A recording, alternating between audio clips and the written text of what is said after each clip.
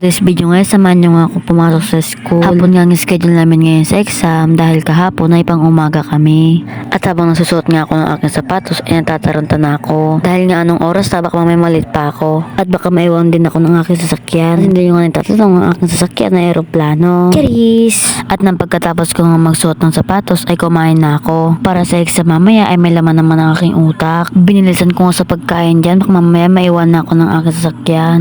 At nang pagkatapos ko nga kumain ay humingi na agad ako ng baon kay mama. 600 nga ang kinuha kong baon kay mama.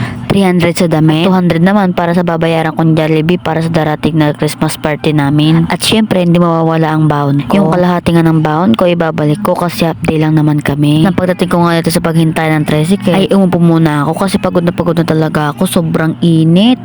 346 minutes later.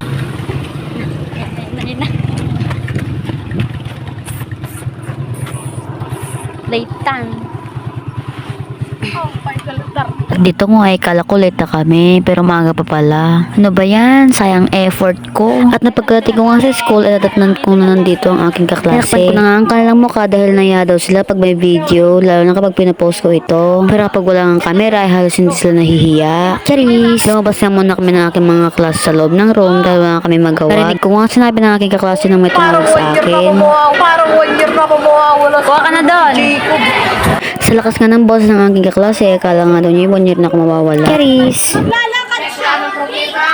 Hindi ko na nga na-videoan na ibang parte habang nasa loob nga kami ng school na nag-i-exam. Pero karamihan nga sa mga estudyante dito ay nadadala ng cellphone. At isa na nga ako doon. Hindi ko na nga pigilang hindi mag-cellphone sa loob ng school. Dahil nga minsan ay wala kaming teacher kaya minsan ay boboring ako pag walang cellphone. At shoutout ko nga pala ang aking mga klase na kausap ko habang wala akong ginagawa. Ay marites yan. At nang pagkatapos ka namin sa school ay agad na akong bumili ng ice cream kasi sobrang init.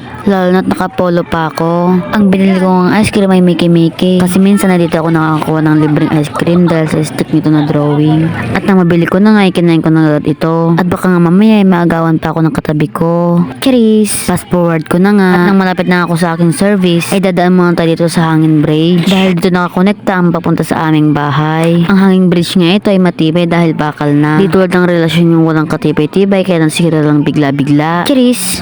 At ang pababa ko nga sa hagdan ng hangin bridge ay nakita ko na agad itong aking service. Kaya agad na ako sumakay dito para makaalis na. At napagdating ko nga sa bahay, agad-agad na ako nagbihis. Hoy astig, tumalon ka na, nag-iba na agad damit mo. Charis!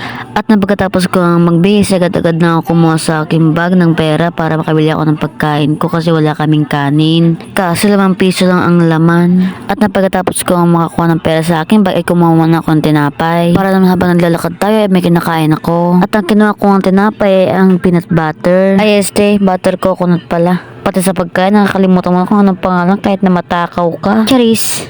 At habang kinakain ko nga ito ay nahulog ang isa. Bumili nga ako dito ng ice pop para sa aking kapatid pero ako rin naman kakain. Ay nako talaga, sobrang katakawa ang pagkain ng kapatid pang inagawan. Charis!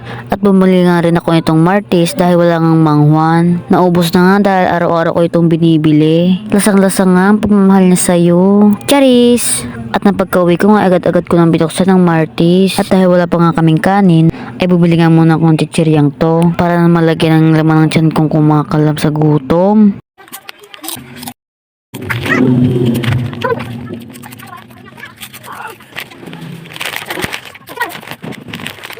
At pagkatapos ko kumain ng chichirya ay nagdasal muna ako na sana magkaroon ng kape sa harapan ko. At sa dasal ko nga ay nagkatotoo. Charis!